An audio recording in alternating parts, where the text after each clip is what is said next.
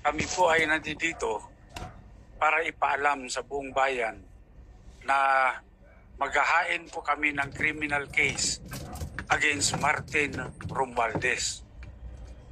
Sa kadahilanan po na siya po ay may ginawang krimen dito sa budget ng 2025. Malaking halaga po yung ipinasok nila na hindi po inaprubahan ng Kongreso.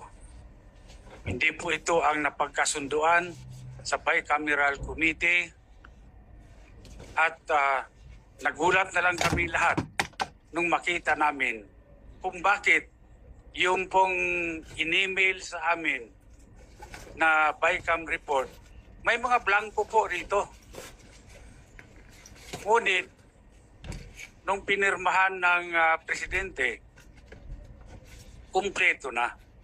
At nung tinignan namin kung magkano yung ipinasok nila na halaga, ito po ay nagkatotal ng 241 billion. Ngayon po, ewan ko kung matatawag natin na typographical error yan o grammatical error. Napakalaki po ng halaga. 241 billion.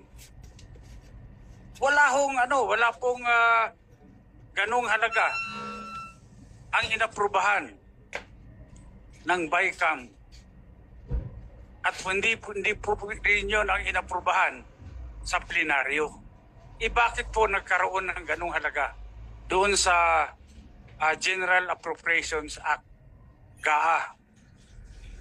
Kanya po, ako bilang isang nakaupong congressman, kinakailangan ding ipakita ko sa taong bayan na kung merong mali, siguro kailangan din natin panagutin kung sino yung may gawa ng krimen.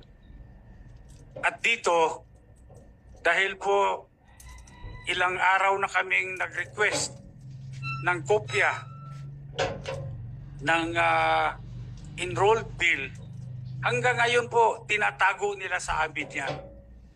Hindi po nire-release ang enrolled bill ng House of Representatives. Ako nagpapasalamat sa lahat na kayo po ay nandito ngayon at upang malaman po, tulungan nyo kami para malaman ng sambayanan kung ano pong mga kalukuhan ang ginagawa dyan sa Kongreso.